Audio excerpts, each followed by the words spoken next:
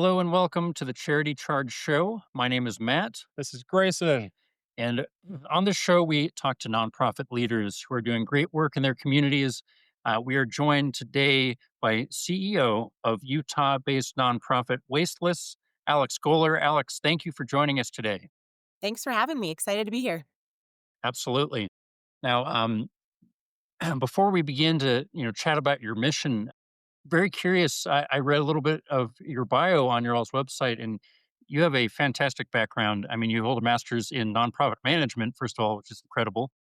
You've served with the Peace Corps, and you've also worked with the American Cancer Society, which is an amazing resume. What about your background that got you into the nonprofit sector initially, and set you on the path that you're on today? Yeah, great question. I think I grew up in a family that was always I was always very aware of giving to others and giving back to my community. From a young age, my mom would have us put together kits for the homeless shelter around the holidays. And I always saw my parents as really charitable people. And I think that was kind of what got me started on wanting to do more mission driven work. I was really lucky to grow up in a more privileged household. So I was able to volunteer and have time to devote to these types of roles and volunteer experiences, leadership opportunities.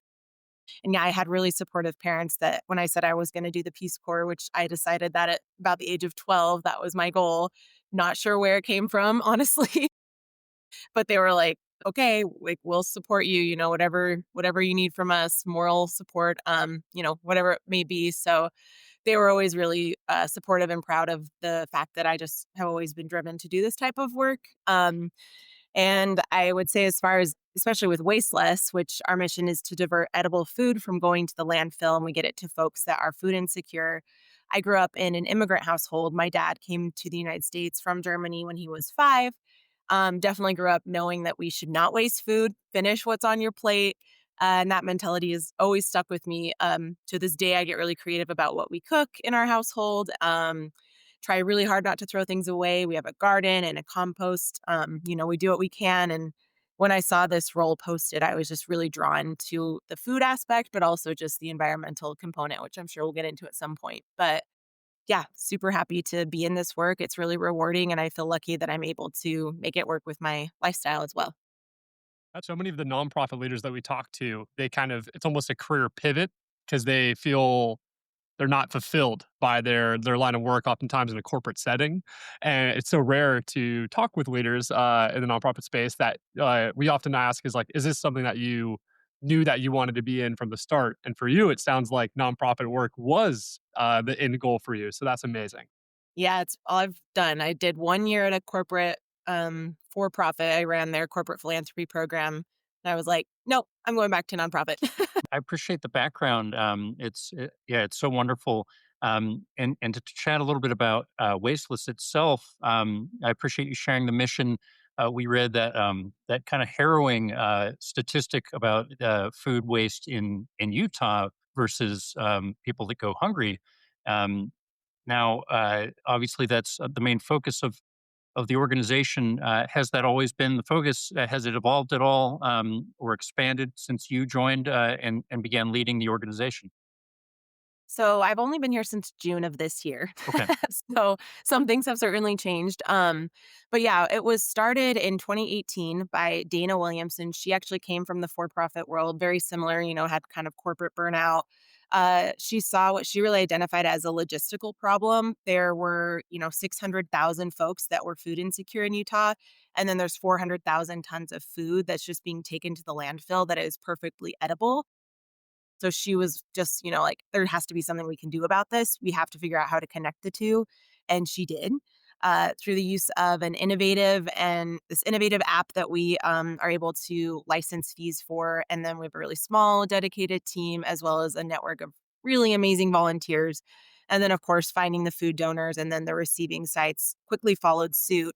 I would say over the years, we've always stayed core to that mission of food rescue being the main thing that we do. We have hundreds of food donors that range from grocery stores to restaurants to caterers. We did a pickup at the Utah Arts Festival this year. for vendors that didn't sell their food. We did a big pickup after a convention at our Salt Palace, which is the big convention center here. So ranges all over the place. And then our receiving sites, we have a wait list currently of nonprofits. They're primarily nonprofit organizations that are working with various underserved populations. So that has always been our core. Over the years, then we've also developed other programs. We have one currently we're calling our neighborhood nourishment program that's expanded a lot, just even in the time I've been here, where we actually run a mobile market that we take out to communities. We got a refrigerated van donated from Whole Foods, which was awesome. So then we can kind of meet communities where they are in Mm, more type of food desert situations, and they yeah. can like shop from the mobile market. Everything's free, of course, but that's been a really amazing program that we're hoping to grow, as well as just education in general. We have a lot of need to just get more awareness out there. People Mm, don't even realize how much food waste is contributing towards climate change and how they can really make a huge difference just in their day to day life. So we're hoping to launch some education modules on our website this fall that people can take a course and learn more how do they minimize food waste in their day-to-day individual life and then as a company or a business as well. yeah, it's such an important mission. And you touched on that climate change note. And actually, really interestingly, one of our last guests, I think two episodes ago, they were addressing food loss in Africa with more of a cold chain solution. So Mm. theirs was instead of it being how it is kind of within our Western society, where it's good food that is then being taken to the dump. For theirs, it is unable to make it to the market due to like spoilage. But we talked about the climate impact that comes from food loss and how methane gas is, I think they said it was 10 times worse for the environment than CO2. And the amount of impact that can be had of just reducing it and getting it in hands and needs, it solves two massive problems that we have within our society right now. So it's such a amazing mission that y'all are working towards. Yeah, thank you. I appreciate that. And it is something I did not know before I started here. A stat I like to share with people because I think people hear food and just assume, oh, that just, decomposes on its own, biodegradable. But a head of lettuce takes 25 years to decompose in the landfill. And yeah, in the meantime, is releasing all sorts of, toxic methane gas. And yeah, I think the stats I know are that 4% of US greenhouse gas emission is food waste. And it also the amount of water that it uses to Mm, transfer, to make food, to do crops, is pretty significant as well. So just saving water is another big part of, not yeah. wasting food. We're based here in Austin, Texas, and we have an organization called Keep Austin Fed that does similar work. Uh, do you feel like your organization has a network of multi-state, similarly minded organizations, and do you all share knowledge or work together in any capacity, or are you more centralized and independent? Yeah, I know about that organization. They're awesome. It's really cool learning about the food rescue or food recovery orgs that are in other states. There are a lot, which is so great. And part of what we use our app is the Food Rescue app, which is a national organization. And so some organizations that are localized are almost like an affiliate of Food Rescue US, whereas we license with them to use their app, but we're still our own organization. So there's a lot of different states and organizations that do that. In other ways, there are some places that have their own app or their own technology they've created. But yeah, we have national calls. There's a conference every year called the Refed conference that a lot of like food rescue, food recovery people will go to. I'm hoping to go next year. I missed it this year, but yeah, there's a great network and people are so willing to share what's working for them, what's not working, grant opportunities. And it's been a really cool collaborative space. I was also curious, as you've kind of stepped in, you're kind of maybe at a stage where there is a bit of brand awareness in Utah about your organization. Has there been a kind of scale effect with that at all, where you are seeing people recognize you or seek you out to like, hey, I heard about y'all's problem, and it's is it kind of is that engine kind of being built right now? Yeah, it's been, I think, a little slower. I mean, I've been surprised how many people I've told what I'm doing now. And they're like, what? I haven't heard of that. That is so Mm. cool. How can I get involved? How can I hear more? I think it's slowly growing. A lot of what happened before me was just really setting up that infrastructure, getting all these food donors on board, getting food receivers, getting, our vast network of volunteers on board, getting kind of a lot of that background stuff. And a lot of now what I'm really focused on doing is getting the word out more. I know our previous CEO was also very keen on doing that. She did a TED talk, I think, last year. And something though I want is our food donors to, have a sticker in their window that says proud wasteless food donor. So just getting our name out there a little bit more, doing things like this show. Another thing is just having the receiving sites have something similar, acknowledging, hey, we get this food. I do think there is momentum. Something really cool that recently happened was a national organization, Too Good to Go, which you may or may not have heard of them, but they work with restaurants to get, bags of food at the end of the day that the restaurant couldn't sell, but it's still good food. And then it's like a grab bag kind of. But yeah, they approached us because they're expanding into Utah and they were like, hey, we want to work with you. How can we partner? We've heard about the great work you do. So that was really cool. That just happened in like the last 2 weeks. So that's an exciting opportunity to look at, how we could do that partnership. So I think that we're growing and the goal is that I want us to be a household name within the next couple of years. That's amazing. Brought up Too Good to Go. It took me a second, but I actually have used that because Nice. I was recently in college, and it's great because from a college student's perspective, you're able to have a cheap meal, but then also you're saving it from going to a dump. So it's kind of that win-win and aligning those incentives, which we talk about within our organization all the Mhm. time. So Absolutely. that's awesome. Sounds like y'all are maybe going to develop a bit of a partnership. Yeah, they're really cool. I just love how many different orgs there are doing interesting things in this space. We have a Mhm. really great partner here in recycling. And they take a lot of the like food refuse that you can't compost. So it's like anaerobic food waste, like animal bones or fat. Hmm. And then they will pick it up curbside from your house or from the business, take it to a center here, the Wasatch Resource Recovery Center, as like another opportunity so that there's really no food going to the landfill is, our goal here with what we're all doing. That's incredible. I mean, congratulations on the the increased visibility of the organization and its mission, and that's definitely what this is about. To provide you with a platform, but the mission, it's a real no brainer. I mean, you can't argue with those facts. What was it? It was 600,000 tons in Utah of food rot Yeah. Yeah. in landfills. I mean, I don't know the stats in Austin, but, I mean, or It's excuse me, in probably Texas, similar. but yeah, Uh, Texas is a massive state, yeah, so it's probably just just as large. yeah. Um, Yeah. I actually Unfortunately, forgot one yeah. other thing that was pretty cool that just happened. We are being recognized as a finalist by Utah Business Magazine as an innovative organization. Just having what we're doing is so innovative and interesting in the space that we're in that we're going to be acknowledged at their upcoming like award ceremony the end of this month, I think, which is kind of cool because it's not necessarily something a lot of nonprofits I think have a lot of involvement in. So we're really excited about that too. That's amazing. That actually ties into the other kind of side of this is that we love to allow you to share your knowledge and lessons that you've learned. So it really sounds like the foundations of the company, it came from someone who came from the business world and recognized it as a business problem. And that was not being met by the business world. So it developed this nonprofit to kind of solve that. How have you seen this organization, maybe structured differently? Is it a little bit different than any of the other organizations you've been a part of? Does it feel like the management is run in a different way? And, what have you kinda seen in your 5 months here that you're like, more organizations should maybe take some lessons from the way that it's been set up? Yeah. So, being that I've been a part of a lot of nonprofits, especially huge ones like the American Cancer Society, ours is so small. We only have one other full time staff member. Okay. We've got four part time staff. We are so reliant on volunteers.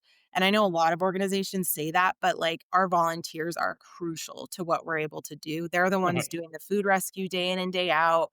They're the ones, boots on the ground, getting that food to the people who need it, telling us if there's issues. They are so essential to Mm. this organization, which I have not worked in an organization before that is that dependent on volunteers. Mhm.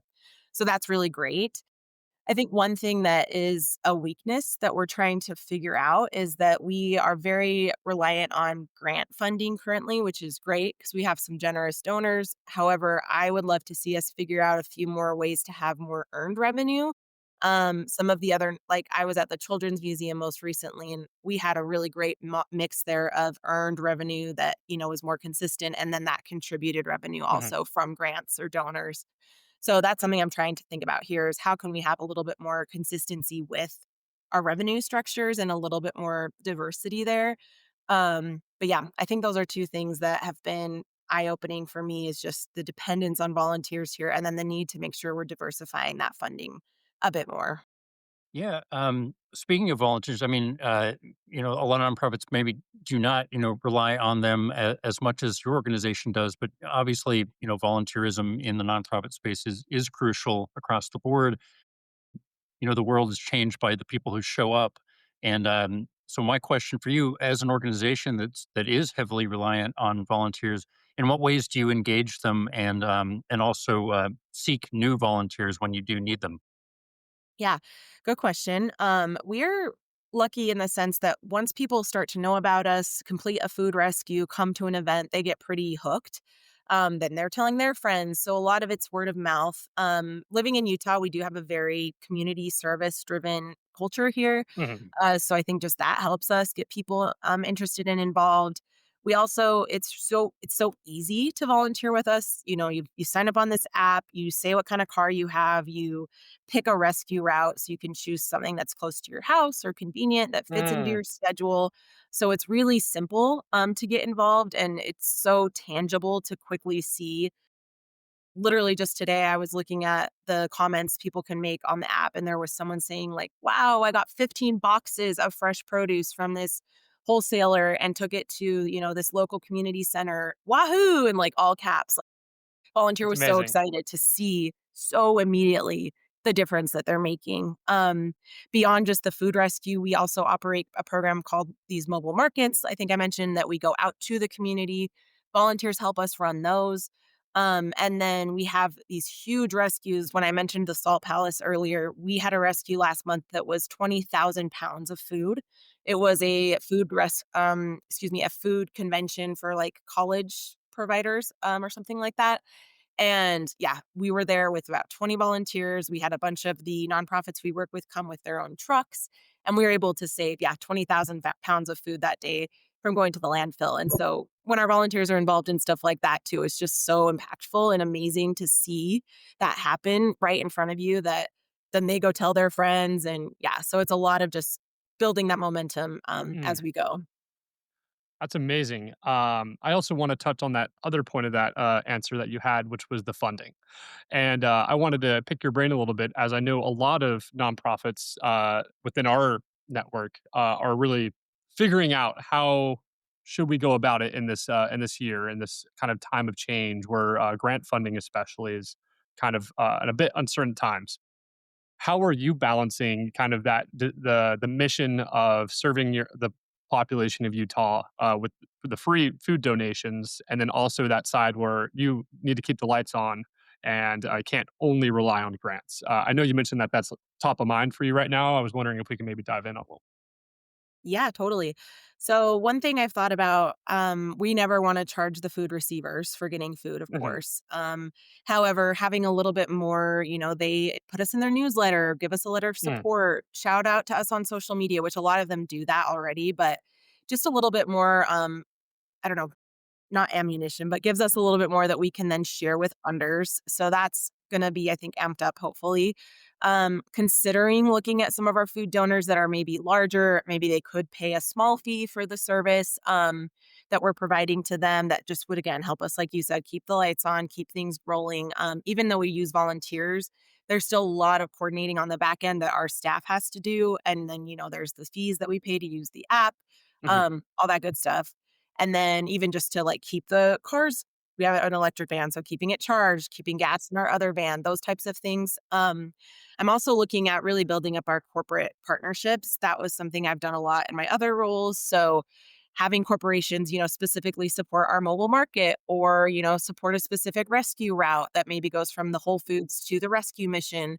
or sponsoring our fleet of vehicles. We're starting to see some interest in those types of opportunities, which has been really great. And then hopefully, once we get some of these groups in the door the first time, then they'll want to continue supporting, just seeing all the great work that we do, and then tying that in with volunteer opportunities as well. So, a part of what we do as well is just bring together this rescued food. We bring in corporate groups to cook it essentially into meals. And then we take those meals to, Mm. our partners. So bringing them a prepared meal as opposed to like the raw rescued food. And that's been a really fun, rewarding thing that groups have come in and done also. And, charging a small fee for that is just part of our fundraising. We also do have an annual fundraiser. I think a lot of people are getting away from galas, which I think is good. Our annual fundraiser is the Second Chance Dance. We bring in chefs that are pretty renowned here in Utah. They make small plates out of rescued food, and then we have some food critics that come in and choose their favorite dish. People's Choice Awards, people can vote on it. There's a DJ, silent auction, and everyone's encouraged to wear their best secondhand or thrifted clothes. So it's a little bit different spin on a gala, and it's going to be our fourth annual this year on August 25th. So that's a fun way too, I think, of just finding something unique to your organization as your annual event, and capitalizing on that as opposed to maybe just doing a gala because it's what you think, all nonprofits should do. Can you speak a little more on that? Sounds like you've maybe had to put on a couple of galas in your time, and you're excited to kind of be maybe moving away from that. Yeah, tell me a little Yes. more on that. Honestly, it's been actually pretty cool. At the American Cancer Society, that was one of the first places that I was at that they were like, "Hey, we're not wanting to do a gala." We actually did a concert, for one of our yearly fundraisers. Another thing we did was we called it the Big Dig. It was a construction versus cancer event. It was all a Yeah. fundraiser for pediatric cancer. So we would bring out kids to actually operate construction equipment with the support of adults. Yeah. But that was, like, a really cool, unique event, and then same thing when I was at the Children's Museum, I had a really supportive team there that was like, "Let's try new stuff," and she was already my, former, boss there was very against the gala format. We had really unique ways that we would open our exhibits. Mm. We also had these museum after dark, adults only events that were fundraisers. So I think I've been really fortunate in the last couple jobs I've had that they were already steering away from the more traditional gala model. And I think that can still work great for some organizations, Sure. especially, that have been doing that for years and it's become this really, Mhm. ingrained thing in their culture. But Mhm. I've been fortunate to, yeah, go to some places that try these new different things that have been really successful. I guess a big part of it is that you're almost making the annual event more mission aligned. And by doing that as well, I'm sure media attention as well comes at a lot higher of a rate too. I can imagine the headline of kids operating construction equipment. I'm Right. sure I'm sure that's getting a little bit more immediate Turns interest a couple heads. than Yeah. another annual gala. So that makes total sense. I hadn't That was actually fun. thought about that, but that's great advice right there Yeah. for the nonprofits listening for sure. Think outside the box. Doesn't have to be a stuffy black and white tie gala necessarily, Yeah. but to your point, Yes. it might make sense for some. Um, Alex, you had mentioned, you know, uh, you had mentioned kind of behind the scenes coordination of, some of the operations your organization does, and one thing we like to talk about on this show because there is a lot of behind the scenes administrative side to running a nonprofit besides the mission itself. Is there any softwares or platforms, or this is kind of getting a little specific here, anything that your organization utilizes that's effective for any of your coordinations of either volunteers or events or pickup and drop offs of your operations?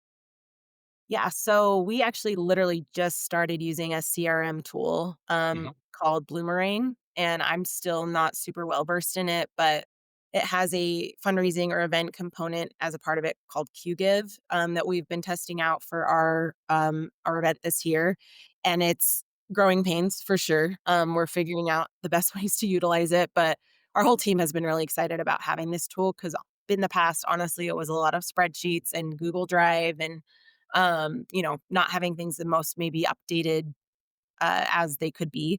So that's exciting. A tool I've really liked is Asana as a project Hmm. management tool. I might have our team start using that.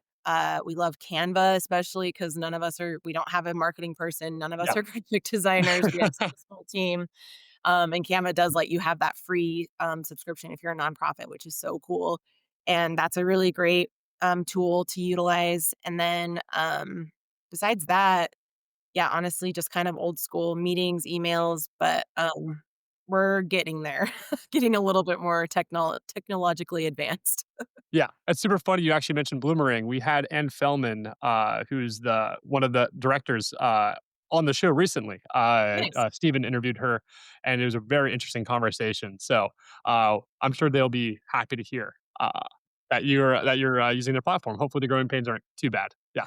Yeah, no, it's just always, getting everything in there and then using it and all Yes. things. We did our own migration earlier this year, and even today, I think we're still having growing pains. Oh, yeah. And so I think that's definitely par for the course. Yeah. Yep. Well, another thing, like we mentioned, is that we love trying to take any lessons that maybe you've learned in your time within the nonprofit space. As you've kind of navigated your different positions in different organizations, what would you, if you could pick like maybe one thing that you would say to maybe a new nonprofit leader stepping into an executive role for the first time, what would be some like advice you're giving to them to maybe quell their uncertainties? Yeah, you can take your time on this one. um, I mean, I think we all, especially in these leadership roles, are so concerned about fundraising and making sure we can keep our staff paid and keep the mission going. And I think as part of that is just to not get complacent. Even if funding seems pretty steady, you're like, hey, we've got some good grants coming in. I think we're okay for the next 6 months or whatever.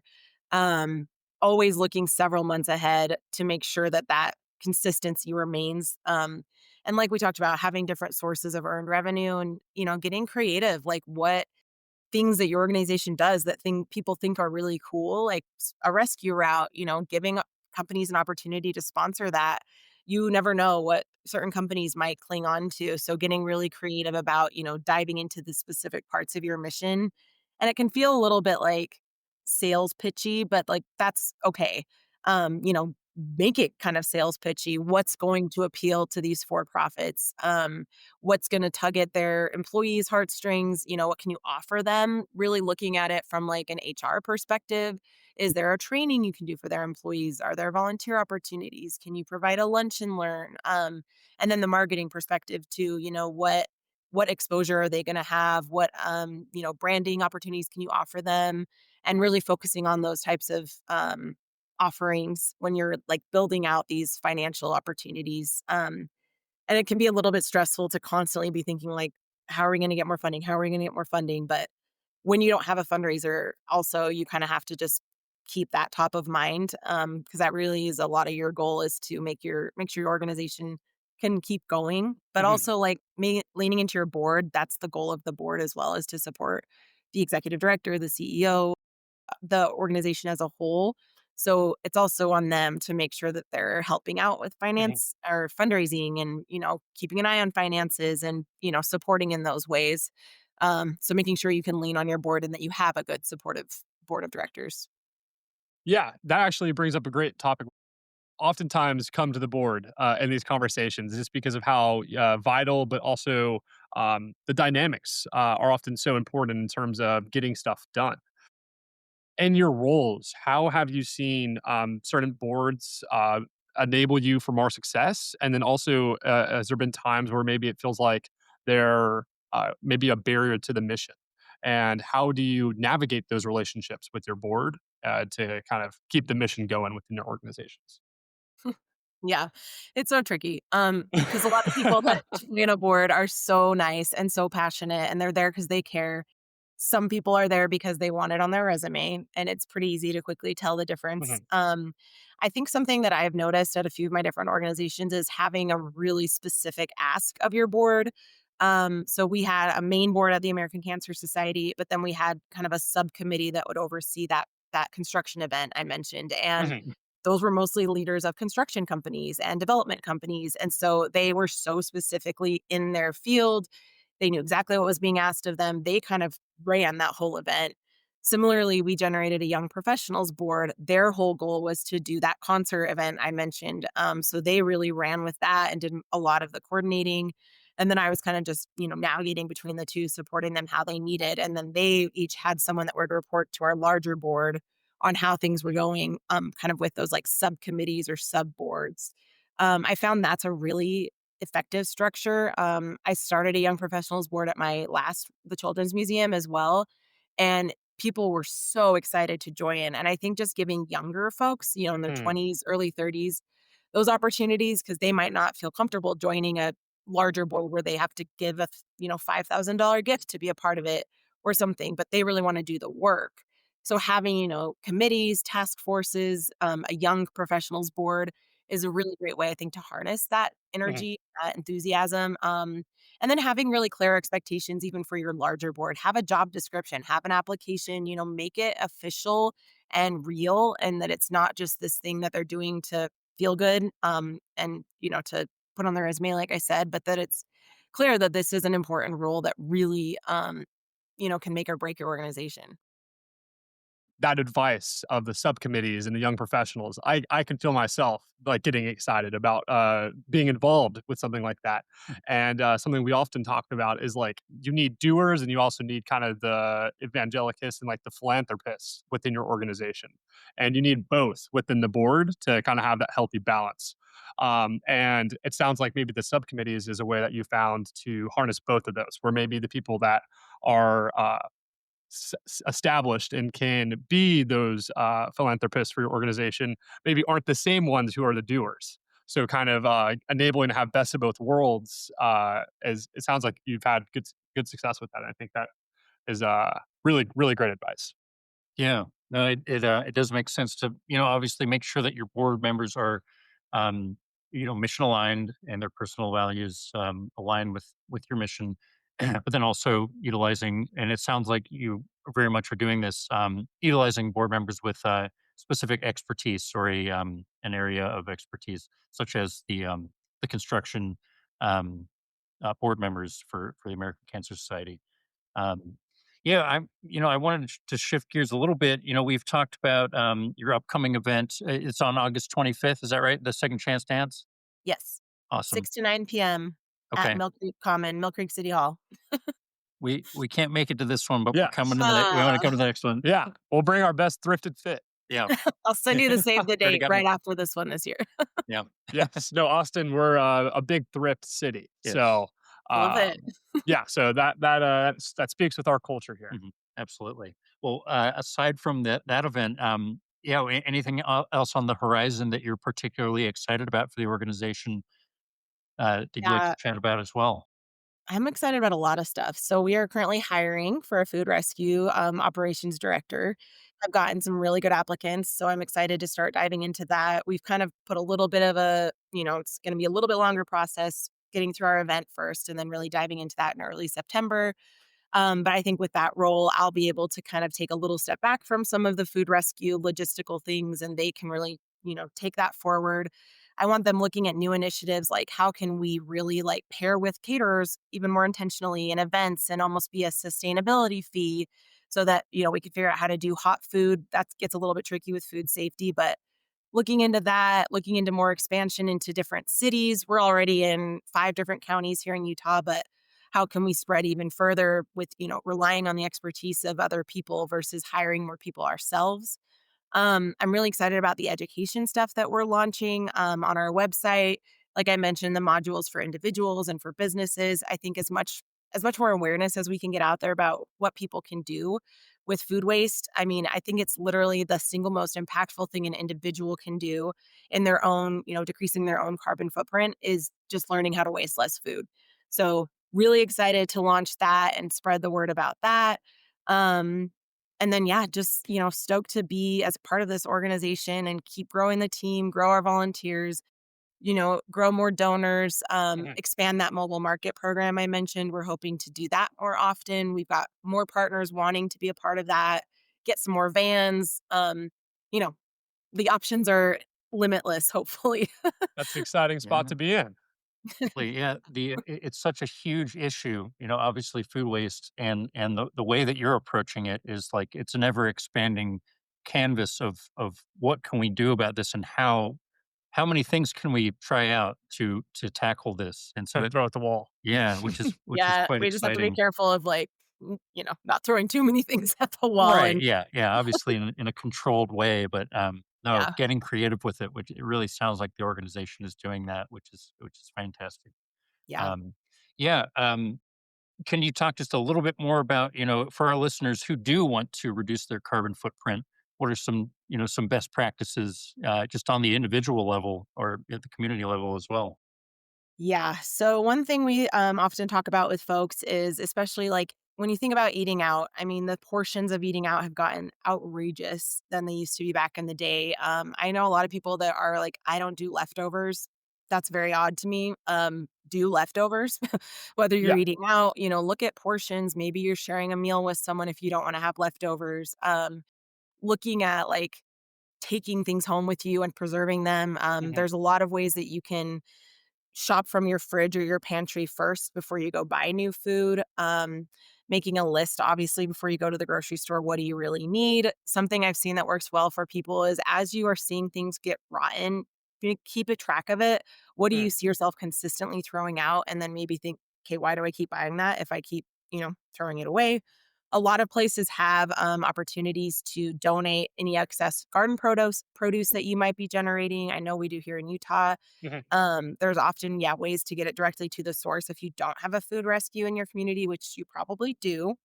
There's a lot of really cool ways to freeze ingredients and materials. You can repeat ingredients. Honestly, ChatGPT, I know we all have feelings about like AI, but sometimes if you just say, these are what I have in my fridge right now or in my Yes. pantry, help me generate a few meals. That can be a really helpful tool. Looking at pickling things, preserving things. There's often ugly produce at the store that you can shop for a lot cheaper. Um, Let's see what else. And yeah, sharing excess produce even with your friends and family and neighbors and um figuring out just how to use as much as what you already generate your own stuff if you can, have a garden if you have the Mhm. space. And then let's see, trying to think if there's anything else for individuals. Oh, the expiration date can be like a loose guideline often. Mhm. Yeah.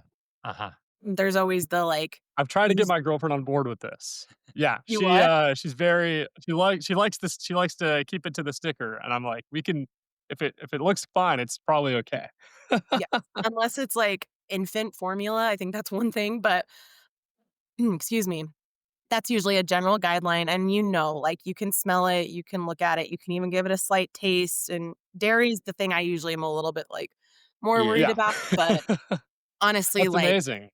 yeah, Yeah, you something can on your website that stands out, y'all say, "Practice, not perfection is what matters," and I think that's a really important thing to kind of keep in mind. Sometimes for me, whenever I'm thinking about these really kind of big problems, it can feel overwhelming because there is so many things I could improve on to make an impact. As you saw, it's a big laundry list of things that, in an ideal world, we could all be doing, and, it takes one step at a time. And I think from what it sounded like within y'all's messaging on your website, I really that speaks to me.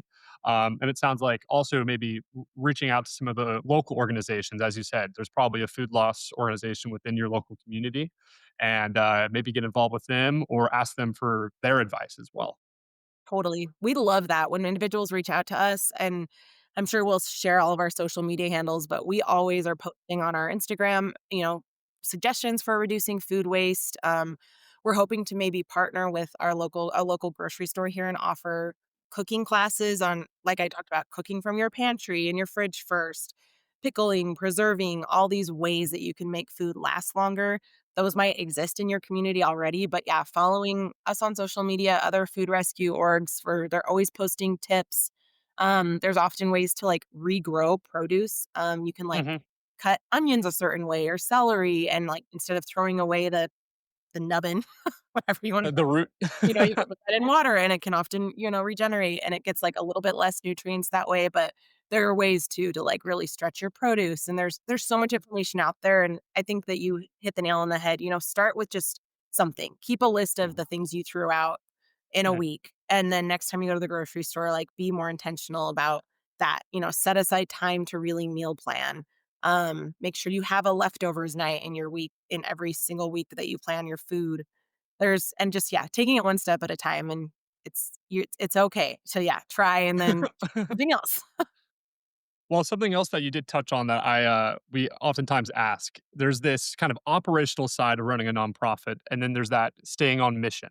And for yours, it is really interesting because it almost feels like the operational side is y'all's mission. And how do you balance running the organization, but then also like running the organization, if that makes sense, and kind of keeping the mission and enabling that to be the focus of your time? It sounds like maybe hiring is one route. Maybe what are some other options that you have seen success in your previous roles and in this one? Yeah, I think a big part of it is finding funders that will support overhead or administrative costs or Hmm. capacity building. We've been lucky that we have found that because, yeah, a lot of our costs are just our staff, that the time that they're putting in to do all this back end work. But like you said, everything that they're doing, every email that we're sending, every call that we're making is making it so food can go from one place to another place, Hmm. or so people can learn what they can do to make food go from one place to another place. It's so intrinsically tied together that is really convincing and good for donors to know that, for us in particular. But I think even other organizations I've been to, the donors that really get it are just so amazing. I wish that more did. Yeah, realizing that everything we're doing is, related to the mission. Even if it seems like it's not as, like, closely tied, you're not, directly, like, giving the food or whatever to the person. You are if you're doing that back end stuff, and that Hmm. has to happen to make the mission happen. And I think something that has helped is just taking people along for a food rescue so they can Mm. really see what goes into it, or like I said, inviting board members or influential folks, to help plan the thing, seeing behind the scenes of how much work it really takes.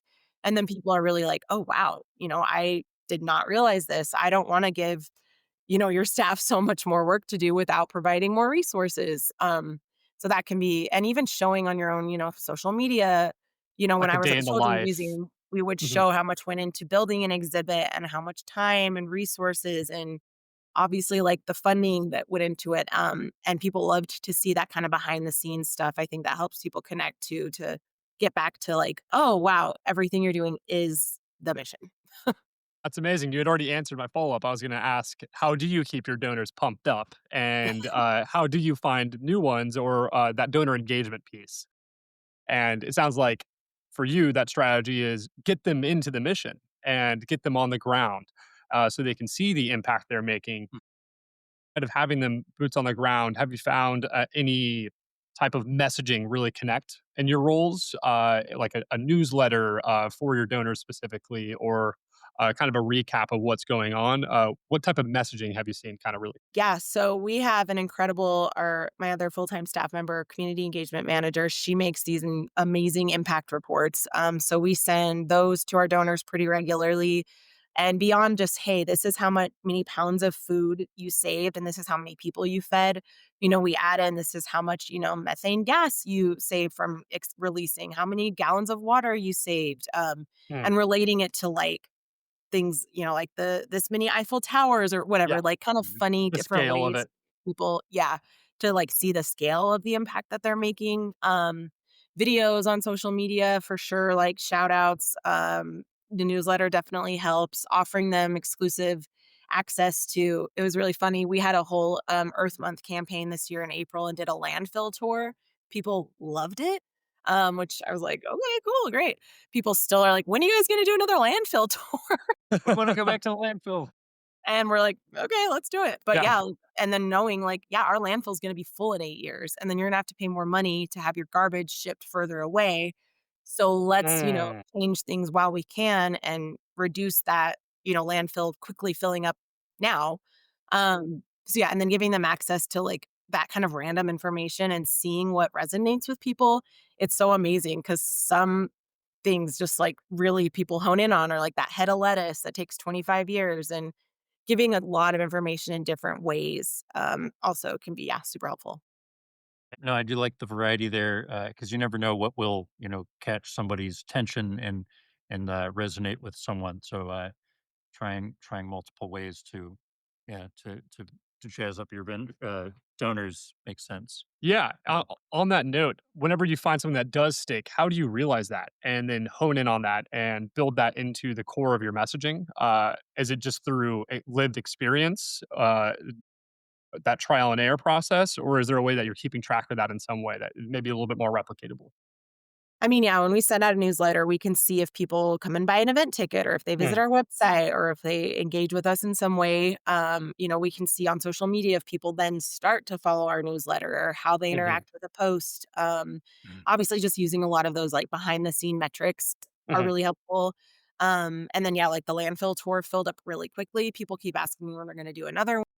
Sometimes I'll hear volunteers or people, our supporters out in the community, like spouting off some fact that really resonated with them. And I'm like, oh, interesting. Like that really ties with people. And yeah, just really just, yeah, listening to them, trial and error, and providing, some people really like the climate change angle and want to learn. Some are way more mhm. fixated on, feeding people who are hungry. So we have a really good position here in that we do so much. Yeah. Yeah, not so little, but yet, like, all encompassing so people can choose what parts of our mission they really resonate with, which is really great. Yes. So, yeah, those are some of the ways. Well, as we're kind of coming up to the end here, for all of our listeners out there, either nonprofit leaders, what's like maybe one piece of advice that you'd end up for them? And for maybe someone that's maybe looking to get more involved in food loss prevention within their own life and their community, what are outside of those steps that we maybe outlined? What's like maybe one thing for them as well that you would recommend? Okay, so advice for nonprofit folks or people that wanna get into the nonprofit world. Was that your first? Yes, that's the first one. Um, I think that for me, I made a lot of assumptions when I started this role, and in most roles I've had, I've like, of course, people are going to want to support insert cause here. And that's not necessarily true. I mean, a lot of people need a lot more information. They need facts, they need data, they need education. So, upfront learning what resonates with your supporters, doing that through surveys, just through conversations, asking their advice. That's something I've done a Mm, lot with this new role is, what would you want to see our organization do? How do you think that we could improve? Where do you want to see us take waste less? And that has been really like empowering for our volunteers, donors, partners, staff, everyone, to have like, oh, they're asking me. I care about this and this is what I think. So giving everyone that chance to contribute in kind of maybe more different ways than you might expect. Asking lots of questions. Don't feel like you're gonna say something dumb or ask, an obvious question. You want all the information, and then having over information in your own head and giving everyone over information. um, my family's probably so sick of hearing me talk about food waste at this point, and I'm and my friends. But, like, they're knowing it, it's sinking in, and it's something I'm passionate about. They see that. That makes them wanna get involved. mhm. Giving people space then to ask questions of you, we held an open house for volunteers to come and meet me. Do office hours with my team, anything that I can do to help people feel comfortable approaching me and comfortable bringing ideas to me. Thank you, thank you, thank you so much for chatting with us. This has been very insightful and inspiring for us. And Thank you for having me. yeah, and to quote your newsletter sign up page, let us remain in touch. Thank you. Our Appreciate team's that. gonna love that you said that. Thanks, everybody. Thank you.